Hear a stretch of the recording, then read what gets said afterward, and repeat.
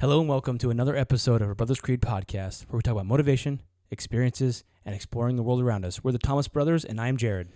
And I'm Ethan. Today we have a really interesting topic. I say that every time, but they're all interesting. So Exactly. We're not going to choose boring topics. Though, huh? We're going to be talking about gladiators. We're going to kind of go through some history of the gladiators. We're going to talk about maybe some facts that you didn't know about gladiators. And then tell some really cool, interesting stories about gladiators from in the arena, in the Colosseum, to the Gladiator Rebellions. That's right. Let's do it. You can't climb the ladder of success with your hands in the pocket. We will not go quietly into the night. They tell me you're a man with true grit. I am the one who knocks. Don't ever tell me what I can't do, ever! That's how winning is done.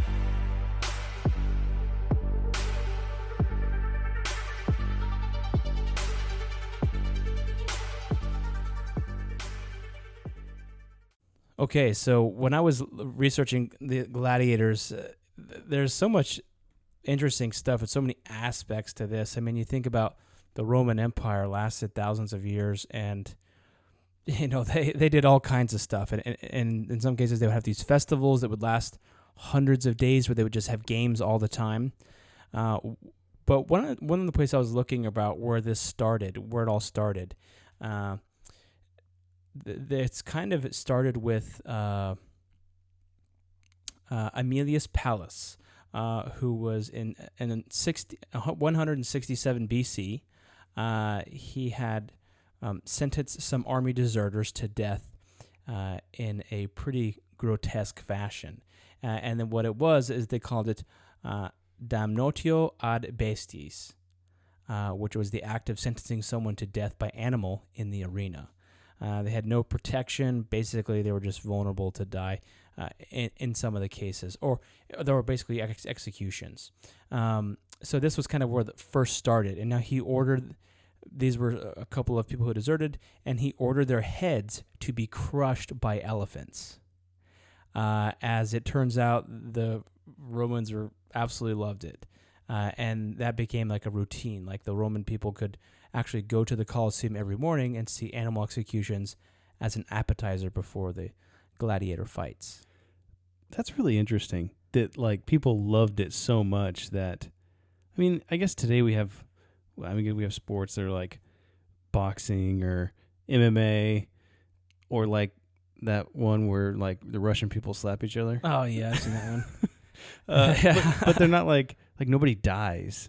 Yeah, well, it's much more barbaric society, you know. Yeah, and like there's a kind of a painting of this, and it shows these like a guy with no shirt on, and he's kind of hunched over, and he's got his head right on a like a big stone block. So he's like on his knees, and he's hunched over on a stone block, and there's like a, you know, like an Arabian guy there. He's got a turban on. He's like controlling the elephant, you know, because these elephants come from the far-flung places of the empire, and the elephant just puts his foot up and goes, and it's like smashing his head. I was like, oh my gosh, that'd be so brutal to. Yeah. Well, especially to see that, but to see it over and over again and like thrive off of it. Yeah, I found a cool quote about just the arena and the gladiators and kind of the magic of that, and what it meant to the Romans. It says, to spectators, the stadium was a microcosm of the empire, and its games a reenactment of their foundation myths. The killed wild animals symbolized how Rome had conquered wild, far-flung lands and subjugated nature itself. The executions dramatized the remorseless force of justice that annihilated enemies of the state. The gladiator embodied the cardinal Roman qualities of virtues or manliness, whether a victor or a vanquished awaiting the death blow with stoic dignity. We know that it was horrible, says Mary Beard, a classical historian at Cambridge University, but at the same time, people were watching myth reenacted in a way that was vivid in your face and terribly affecting. This was theater, cinema, illusion, and reality all bound in one. I guess it's kind of like, you know, we watch movies where people die and get killed in gruesome ways or whatever all the time, right? I mean, war films and stuff like that. I guess that doesn't really bother us as much. And these are supposedly criminals, people who are deserters, or they aren't noble. They don't uphold the Roman ideals. And so, I guess for them it was kind of like, it was also a big distraction too, because the government was totally and taking over. Probably kind of a crappy time to live, especially with, all kinds of disease and everything else. Well, I would say that I don't know. For certain people, probably for some people, it was a great time to live. Levels. The Rome, it was the biggest empire. I don't know. It's hard to say exactly, but how do you define the biggest empire? Is it by land? Is it by technology, or is it by subjugation? But they were. For some people, it was a very great time to be alive, and it was the greatest country in the world at the time. I'm sure they probably said. Yeah. So that was kind of crazy. But let's talk about gladiators themselves. And I know you and I kind of picked some different things. We've done some research here. One of the first thing I saw that was interesting is that these gladiators were like the sex symbols of their days. They were the rock stars, and so much so that they would do endorsements for products. They would even sell like women's hair, like jewelry and hairpins that were dipped in gladiator blood. And even some of them would mix gladiator sweat with like cosmetics, facial creams. Aphrodisiac. Exactly. It was considered an aphrodisiac, like cosmetics and creams. It's like, man, it's like, imagine if I was so sweaty, my wife just, got it and she put it in her face cream, and she's like, oh, this is an aphrodisiac for me. It's like that. It's like, really? that's pretty interesting. He's like, man, my facial cream really stinks. I don't know why. He's like, who knows? It's just it smells just like a locker room. The thought of it, yeah. So that's pretty interesting. But also, not all gladiators were men. Mm-hmm. I did hear that. There's some women that were gladiators and would fight usually one-on-one pretty well. Sometimes the emperor himself would come down and join the fight. Emperor Commodus, who is the one that Joaquin Phoenix is after. The Gladiator. In the Gladiator. He loved to fight. And so what he would do sometimes is he would stand up on a podium and he would throw a spear at a lion, or he would sometimes take his bow out and shoot a bear, or sometimes he would even go out into the floor, into the pit, and he would fight people who were wounded or who had wooden swords, or like animals who were just about to die. Not Maximus.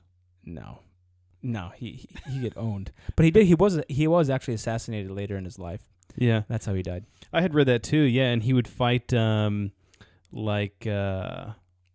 people from the crowd that didn't know how to fight, or they're always rigged so that he was going to win. Oh yeah, and then I thought it was funny because in this article it was saying too that he would always make sure that the winnings on his fights were like super, super, super big. $1 million, $1 million, coins or whatever. Yeah, so he would win in a rigged fight, and then he'd just make all this money, and the people loved him because they thought he was like so cool. Yeah, whatever. Another interesting one, and this kind of goes towards what we were saying about them being celebrities, is that not all gladiators were slaves. A lot of times we think, oh, gladiators are just criminals, or they're slaves, or riffraff, or people they just picked up off the street. But it got to the point to where it says, lured by the thrills of battle and the roars of the crowd, scores of free men voluntarily signed up to join gladiator schools.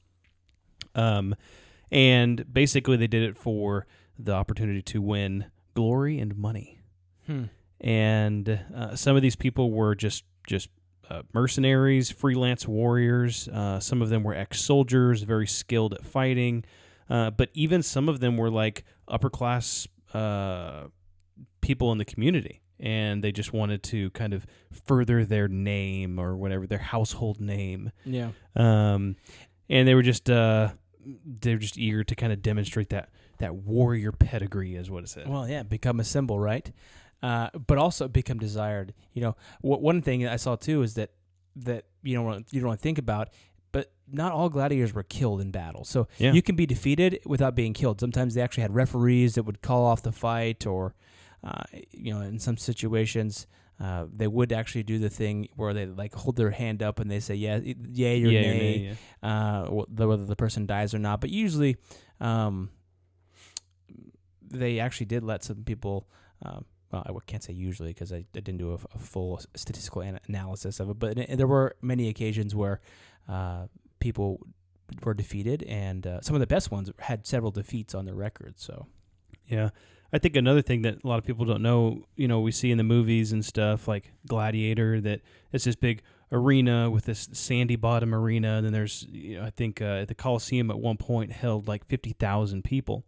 But there were some gladiator battles that they actually flooded the arena with water, and they brought in, it was so big that they brought in like full-size ships, and they had battle reenactments with like thousands of gladiators at the same time with like 4 or 5 different ships going and shooting at each other and boarding ships and taking them down. I mean, people dying all over the place. It just, that would be like an entire day-long thing. I mean, just watching this battle until, I don't know, maybe one of the ships won or whatever else. But it just, can you imagine not only the craziness to watch that, but the crazy technology that it would take to like flood the entire Colosseum and keep it watertight and all this kind of stuff.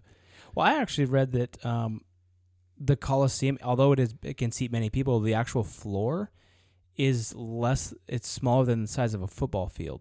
So that one of the things I was reading is said that in one of these water battles, there's 3,000 men in this battle, and they had ships and stuff, but it really wasn't in that big of an area. It was actually kind of a small area. Yeah, maybe there was smaller ships or interesting. But wow, I mean, you're like, I'm gonna drown.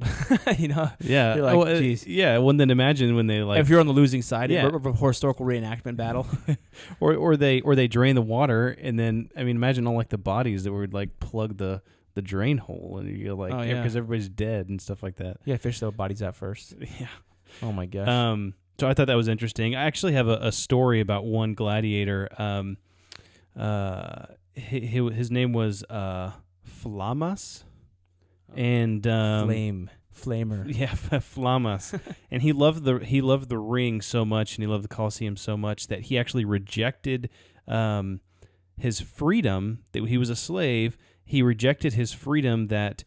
Some big politicians and stuff were so impressed by his fighting that they offered him his freedom, and he rejected it not once, not twice, not thrice, but 4 times. What's after thrice? Quarto. Quaris? I don't know. But he rejected it 4 times just because of the prestige that came along with it. He was a Syrian soldier and fought in over 33 battles in the Colosseum before he lost his life about the age 30. So yeah, which probably was decent. I mean, that's a decent life. Well, especially for a gladiator. Yeah, geez. But cool. He was so popular at the time, and this kind of goes back to the celebrity, right? That he was so well known that his face was actually used on a Roman coin. Oh, wow. Yeah. That's cool. I think I heard something about, was he the one that they had like etched into glass that was like even found in like London and like later? There was one gladiator I was reading about that he was so famous that he had his face etched in bowls and different glass and stuff like that. And that product or merchandise was just spread all over the place, even out to England. I mean, it might have been the same guy. I mean, if his face was on a coin, a Roman coin, then he had to have been kind of a big deal. Yeah. I'm kind of a big deal. Okay. Have you seen the 2 pence? Yeah. I don't know what their coins were. There is a one here that I was looking at, Priscus versus Varus. And this was kind of a happy ending, but in the 1st century, the poet Martial tells the tale of 2 gents who battled as gladiators for hours before simultaneously putting down their weapons and surrendering. Surprisingly, this actually tugged on the old Titus's heartstrings, and he granted both of them their freedom, and the whole crowd went bananas. Nice. So that's a historical term, bananas. Yeah, exactly. Smashed them like bananas. Yeah. So interesting. That was pretty cool. Yeah. I did a lot of research. Something that fascinated me in this research was the Gladiator Schools. Let's talk about that real quick. So there's different types of gladiator techniques, and a lot of these skilled gladiators were skilled in multiple techniques. And so there's types of heavily armored gladiators. So just to tell you a couple of the different types of heavily armored gladiators, there was some, and I'm probably going to butcher all these Latin names, the Caesores, the carvers that had the short sword, the Secutores, the slashers and the carvers, the Samnites, the large shield, and they had a pummeled helmet, the Provocateurs, the challengers protected by a breastplate, the Hoplamachi, the armed fighters, the Gallus, heavily armored gladiator. There's a couple of heavily armored ones. Then there's the light armored. So this allows you to be more flexible. The Damacheri, gladiators with 2 swords. So I think, Russell Crowe had 2 swords at one point. Thracian, the Thrax are curved swords. That's maybe kind of like a Dothraki blade or something like that, The Equus, horseback and sword gladiator. The Esedari, the war chariot fighters. Those are in that same movie. The Laceri, the lasso fighters. You don't want to mess with those guys. The Panguinaris, the whip club and shield gladiator. And then there's the net fighters. Can you imagine being a net fighter in a freaking battle with someone on a horse and a sword? Well, if you throw a net at them and they get all tangled up. And then there's the Velites, they fought in groups with spears. So there's so many different types of arms, types of armor, types of, when I say arms, I mean weapons. And to just mix and match. And what they would do actually is they would classify different gladiators at different grades. And then they would basically, they would most of the time match you up with someone who was comparable, because they didn't want you just to come out and just absolutely get slaughtered right off the bat. It's not entertaining. So they would match you up with someone in a similar class or grade as you, so that you could work up from there. Yeah. When I was reading somewhere that, they wanted to see the blood and the guts and the gore and everything, but sometimes it wasn't advantageous for one person to die. Because these slaves were expensive and they were very, basically they had years of training, some of them, and instead of just having your gladiator go out there and just be slaughtered and decapitated or whatever else, then they will fight until, one is rendered not able to fight anymore or whatever else. And it didn't happen all the time, but it happened sometimes, probably with very valuable people or whatever else it may be. I just thought that was kind of interesting. You kind of think gladiators, it's just to the death always, but not always. No, not always. Definitely not. Why don't you share another story? What was in your gladiator? Then I'll talk about the animals in the ring. Okay. Let's see. One that I thought was kind of interesting was, actually, this is one thing that they had talked about, and this is kind of a side note, but the hand gestures, like the hands up and thumbs down gestures. Mm-hmm. Well, what we know today of those gestures is like, thumbs up they live, thumbs down they die. Mm-hmm. But it was actually kind of backwards with what it was. There was actually different hand symbols that whoever was, I guess, presiding over the slaughter at the time, whether it be the emperor or the leading politician or whoever it was able to give. And I didn't actually, they kind of explained a couple of them, but they were kind of weird. It was like the one to die was like, or the one to live was like 2 fingers up, kind of like a peace sign in a certain direction. And it's just kind of saying that the thumbs up, thumbs down that we know today is kind of almost, it's somewhat dramatized or dramatized from, or that maybe it was even reversed. That I read that thumbs down might have actually been like, don't kill him. Yeah, and then thumbs up would be like, kill him. And so the crowd would also be chanting, kill him or whatever. That was one thing too, is that it didn't always go to whoever was presiding over the Colosseum at the time. A lot of it was up to the crowd. And however loud the crowd chanted or whatever else, the gladiator would sometimes just do what the crowd says they wanted him to do. You know what I wish I would have looked up? How much a ticket to get into one of these things was. How much it cost to get in.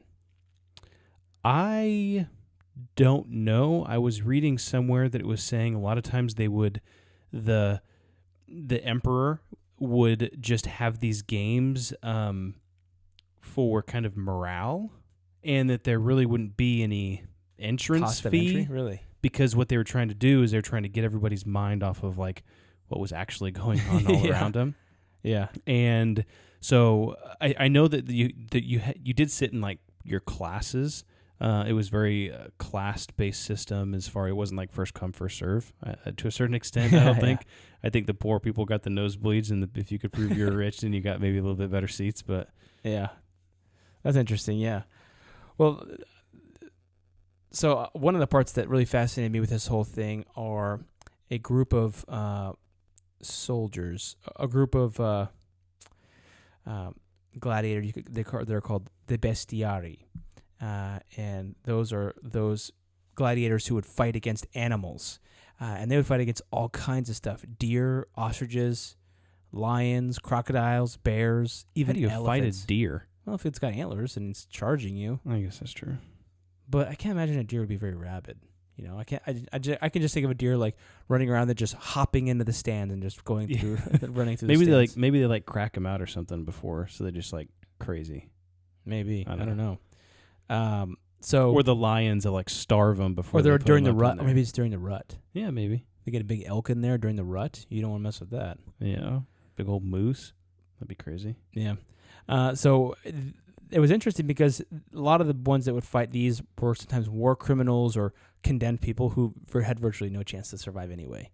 And at one ceremony that they had, it was like 100-day ceremony, so they must have been trying to distract hardcore from what was going on in the government. There were 9,000 animals slain.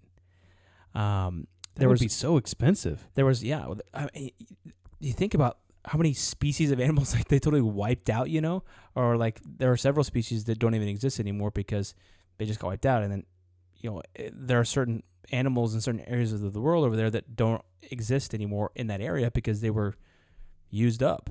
I was watching, or I was reading an article on one guy where he was in the arena and they were going to have a wild boar come out and kill him. But the wild boar ended up hurting the person that was opening the cage, and so they just killed the wild boar before it even got out. And so like, okay, well, let's get a bear to come out. And the bear wouldn't come out of the cage, so they just killed the bear in the cage. And then they're like, okay, well, let's send a leopard out. And they sent a leopard out, and he got torn to shreds. So they would just had tons of animals. I mean, can you imagine the logistics of getting 9,000 animals over 100 days into an arena? Yeah, well, keeping them all fed and keeping them all. I mean, I guess you had. You need to feed them. They keep them hungry. Well, right? yeah, but 100 days. I mean, Yeah, exactly. you'd have to feed something. Yeah, and so then there's one particular gory fight with an elephant that took on an enraged rhinoceros. I know you said you looked up this one too, but the I thought it was elephant. interesting. It says it wasn't a person fighting an Yeah, an it was animal. It was animals and animal animals. versus animal. And you see this kind of in the Wild West too. Like one time I went to this place called Silver City. It's outside of Reno, Nevada. It's about an hour south of Reno, Nevada. Old mining town. And they would have they had all these posters on the wall in some of the old shops you could walk through. It's like a museum. And it says like a bobcat versus a grizzly bear. You know, come check out the fight. And I'm like, that would actually be kind of cool to see, you know? And Yeah. so that's basically, you know, what they were doing here. And the elephant picked up a spear with its trunk, and he used it to gouge out the eyes of the rhino. I mean, those dudes Elephants are pretty smart. They have big brains. Yeah. Their brains are like bigger than our entire bodies. So, I mean, they're I don't know pretty about wicked that, smart. I'm surprised they can't talk. So these animals were like really wild. I mean, apparently one lion killed over 200 men finally before being taken down. Another time, 18 elephants stormed the crowd trying to escape. And after this, they set up a trench inside the pit to separate the stage from the fans. You know, so maybe someone who was front row that time is like, "Oh, I got courtside," and an elephant comes trouncing through. You know, it's like, "Oh my gosh, I finally got good seats this time. yeah, good night." Yeah, I had heard too. There was particularly some leaders, emperors, or whatever it may be, that were particularly brutal, and if sometimes they would just pick like a person out of the crowd and just bring them down and be like, fight, Yeah. just randomly.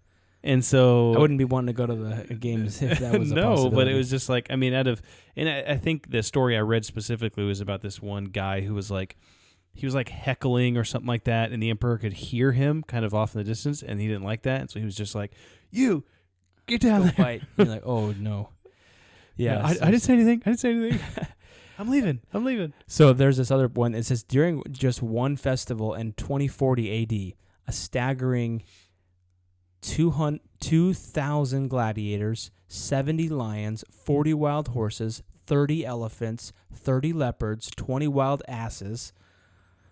Those are the crazy ones. 19 giraffes, 11 antelopes, 10 hyenas, 10 tigers, 1 hippopotamus, 1 rhinoceros were killed. Can you imagine? Oh my gosh. Is that in one battle? That was in one big long festival. So they had these, festival, they had these like okay, 100 days, 120 days festivals. And that was in one festival. 2,000 people and all those different animals. Can you imagine fighting a giraffe? But the thing is that it was almost like, look how powerful our empire is. We bring these animals in from far-flung locations and so you battle in our arena. Yeah, you talked about logistics. You know, what would they do with all of that rotting flesh? I mean, from the people and then as well as the animals. Oh, yeah. I mean, you would think that, they don't, how would they put it in carts and take them out into the mountains or something and just dump them? Or they burn them? Or, how would you, just the sanitation factor of that? I don't know if they were so, I think the Romans were pretty worried about sanitation. I think they had different things. They had like sewers and stuff. I'm sure they would had take off all the bodies. Otherwise, the whole place would begin to stink like crazy after a few days. There was one. So some of these guys there was one story of a guy who did not want to go into the arena against some of these beasts. He was a German prisoner, and back then when they had in the latrines, they had public latrines, and they basically had a stick with a sponge on the end of it, and that's what you would wipe with. And so he took that sponge and he shoved it down his throat and he choked and he killed himself so he wouldn't have to go into the arena.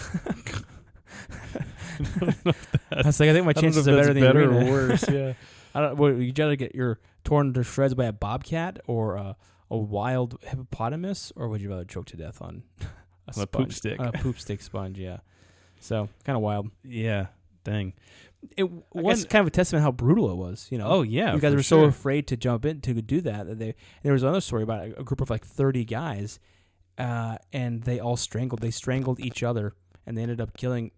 The whole group killed themselves, so they wouldn't have to go out against these animals. Yeah, just a crazy time, And what's really interesting too is that there's records. Like, we have records from this stuff. A lot of these things that were happening are 100 BC or even earlier or whatever it may be, or thousands of years ago, but we still have records of, and some of them are pretty detailed records of things. Yeah, like that of all happened. these animals that died. That was in 240 AD. That was a long time ago, man. Yeah. So it's just crazy that how we are able to look back at history and the records that they kept, and we're able to see that.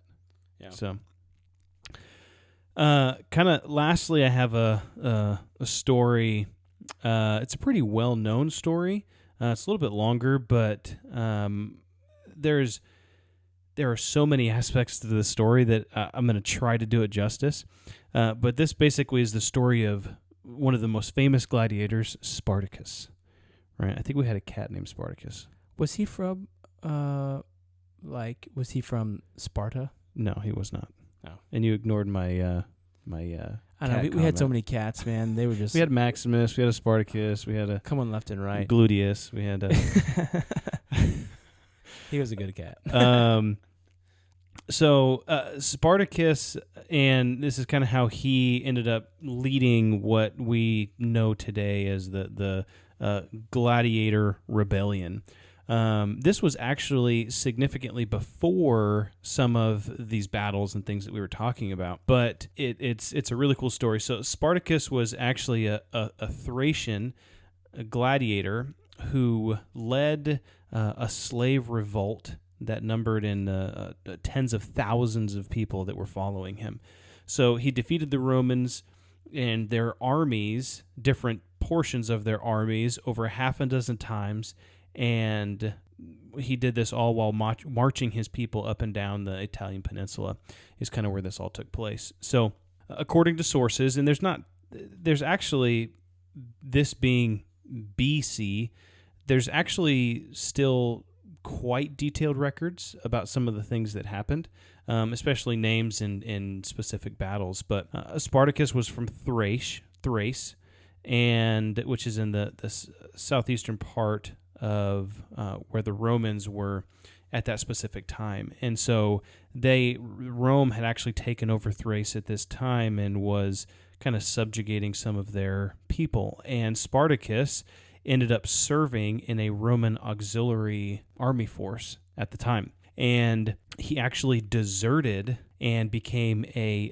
bandit and an insurgent against the Roman army, just because of the things that they did and how they treated his people. So at some point he was captured by the Romans and he was sold as a slave to a guy named Vatia. And this man, Vatia, he owned one of these gladiator schools that you were talking about in Capua. And it says about 120 miles southeast of where Rome currently, I was going to say was at that time, but I guess Rome is in the same spot today as it was back then. Yeah. So basically we're on the southern peninsula, you know? Yeah, so the southern peninsula of Italy.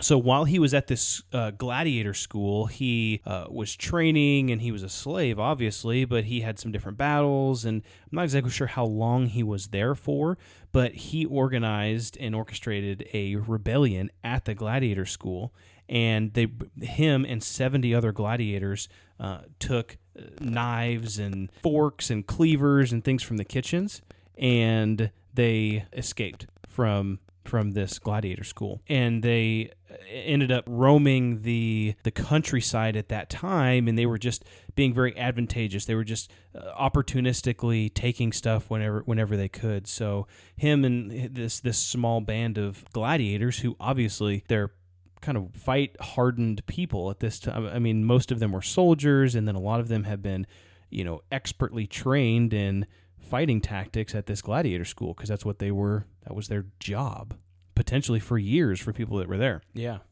So you have a band of marauders or like Vikings roaming the countryside.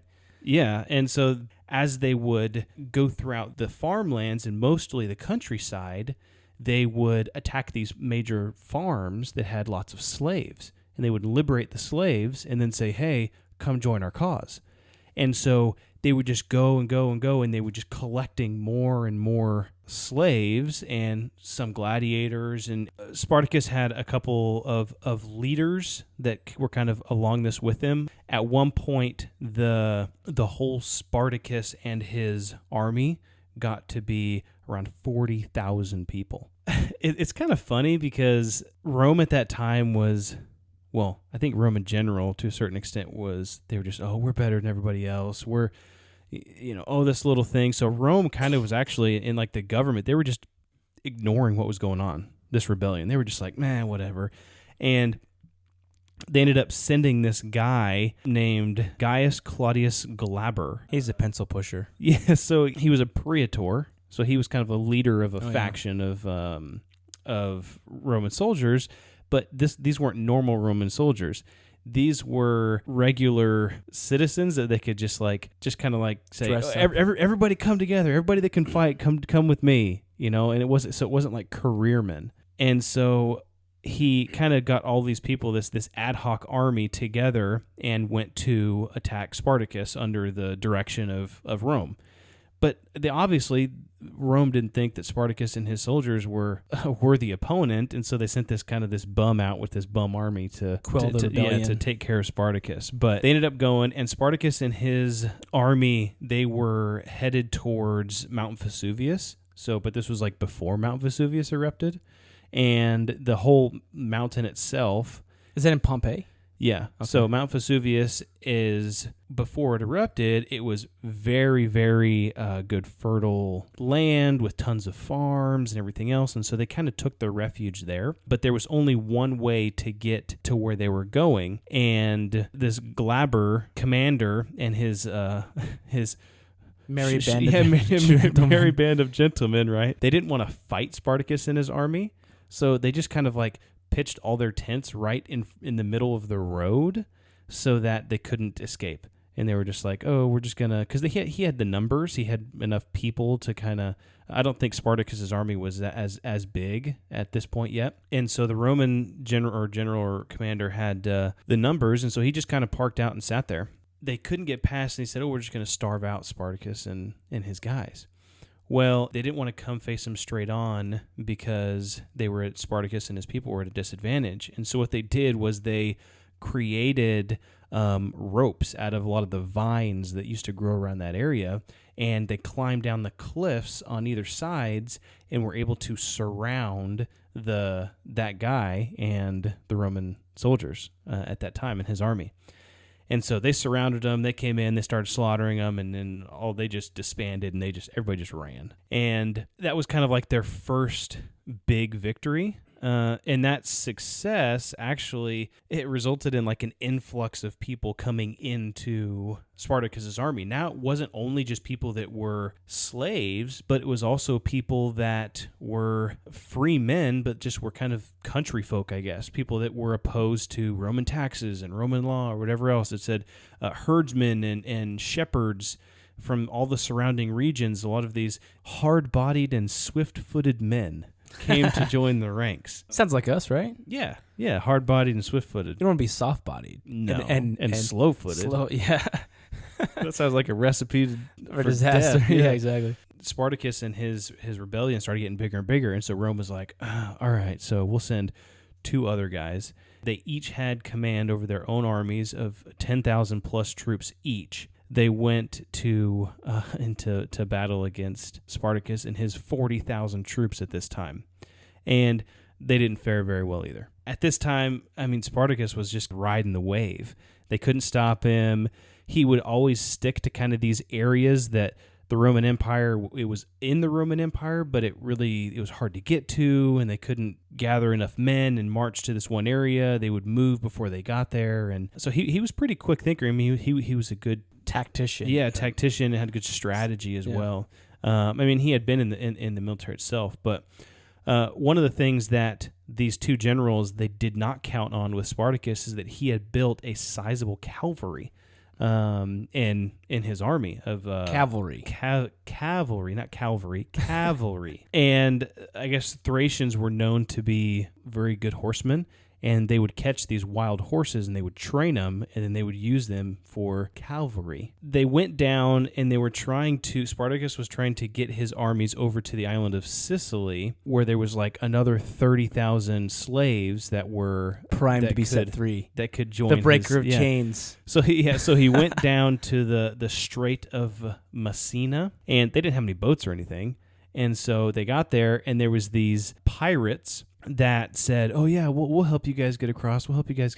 And so they paid him a bunch of money, and they were just about before they got ready to go, all of a sudden the pirates just packed up their stuff and left. And Spartacus was like, what the heck? Like, what's going on? And I guess the Romans had talked to the pirates, and Romans had paid off the pirates so that they wouldn't help Spartacus, and so they could get across. Oh, man. And so Spartacus was like, okay, all right, well, we'll build our own ships. And so he commanded his guys to build ships, but they never made it across. They just, it was too much, and there's too many people, and they were just like, forget it. So they just all marched north. Oh, jeez. Little did they know that they were going to run into the infamous, the new guy, the new commander that was supposed to quell the rebellion, Crassus, right? That sounds like a better name than the guy Darabi or whatever. Yeah. This sounds like a guy that can actually make something the other happen. Gilbert or whatever the guy's name was. Yeah. So Crassus, he was a mean dude. Okay, this guy, he was a Roman nobleman. He was very, very rich, and he had commanded a legion of Roman soldiers, but he was so rich at the time that he actually bought like a bigger army. So he bought mercenaries and everything else with his own money because he wanted to take down Spartacus, who was actually becoming a really bad thorn in the side of Rome at the time. And so Crassus, in his military life, he was very ruthless. You know how those other two guys, they each had 10,000? So he ended up taking over their forces. And just to let them know that he was the one in charge, he took both of those forces, what remained of them, and he did this thing basically where he selected every 10th man to be killed. Like of the own Roman soldiers. He said lined them all up, every 10th man gets killed. Of the ones that were left over. Of the ones that were left over from the other guys' armies. Just to instill fear in the soldiers that that I'm in charge, right? I'm everything. So he sacrificed his own guys just to put fear in the other ones. He also practiced what was called decimation, which is where anyone who ran away for the enemy or anyone who retreated or whatever during battle, they would all get together, and there was 10 of them. They would get placed into groups of 10 people, and each person would get, there was 10 rocks, and one rock had a different color, and whoever drew that color, if they're all white rocks or if they're all green rocks and one rock was white, then the person who got the off-color rock, the other 9 people would beat that person to death. But all of them were deserters? Yeah. Oh. Well, they're lucky that they all didn't get killed.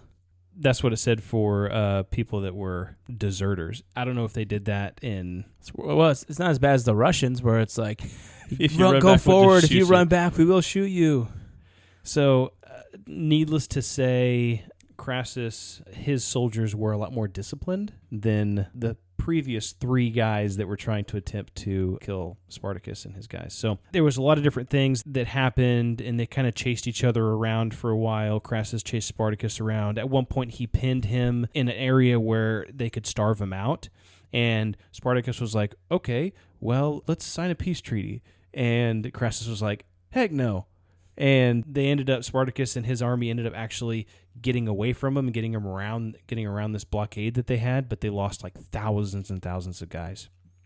So the final battle, it was in 71 BC, and Spartacus's tactic was basically the Roman soldiers, they had archers, and they were these they were like these spears with rockets on them, kind of, that shot out. And Spartacus's plan was to, number 1, send in the horses, and because they would get there a lot quicker, kill the archers and the spearmen, and then Spartacus would lead in on foot the rest of the soldiers, and their main goal would be to kill Crassus.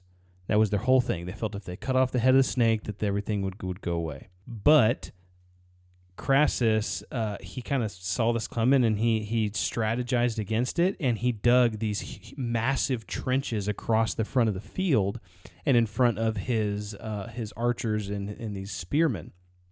And so the horses could not get to them. And so they were able to completely repel the horses in the horseback attack. So Spartacus ended up just saying, screw it, everybody just, get off your horse and go.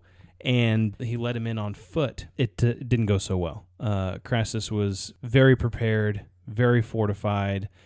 It went very poorly for them. And this was the end of Spartacus. So it says that Spartacus saw Crassus, and this is kind of, I guess, record of what was there. I mean, this is the record that's in the history books, but Spartacus saw Crassus and kind of went on a killing spree and killed a bunch of people. It says that he killed 2 Roman praetorians, which is like the elite soldiers. He killed 2 Roman praetorians before he got to Crassus, but then he was surrounded and Spartacus was killed. And once Spartacus was killed, the whole army just kind of fell apart, and Crassus ended up just chasing anyone who was left in rebellion around for the next 6 months and just kind of killed everybody. But it was really interesting what Spartacus said. And one thing that he did before the battle. So whenever he came up to this battle with Crassus, I guess they had they had more horses than they needed because he was going on foot and a lot of his guys were going on foot, and then they had the whole horses, the cavalry, they were there. So he got off his horse. He said, Spartacus got off just before the battle, Spartacus got off of his horse, killed the beast, and told the men this: if we won the battle, we would have many fine horses belonging to the enemy. If we lose the battle, then we will have no need for horses. And so it was just interesting. He's like, yeah, if we win, then we'll have more horses than we could even need. But if we lose, then we're not going to need our horses. It's just kind of interesting. But the whole thing with... Yeah, but you're going to need the horses for the battle itself. Yeah. The whole thing with Spartacus is that... That's why he had to fight too. That's why he got killed. Yeah. Is the name. Nobody remembers the name Crassus. Nobody... I mean, if you were to say, what's Pompeii? Most people are not going to know what you're talking about, or Vesuvius, or whatever, Gilbert, or whatever the other guy's name was, Goober. No one's going to remember the Goober because he was a fail. Yeah, but almost everyone, you say, who was Spartacus? And they'll say, he was a gladiator. Yeah, it's kind of like, a famous outlaw, like Bonnie and Clyde or Jesse James. You don't remember the people who brought them to justice. You just remember them. Remember them because they're the anomaly. What does it say? What did Babe Ruth say? Remember, kid, heroes get remembered, but legends never die. Follow your heart, kid. You'll never go wrong. So, yeah, I mean, that's kind of a long story, but it's just really cool how things happen. And I think it all started out with a just cause. I mean, they were all slaves, and it was a slave rebellion that they were...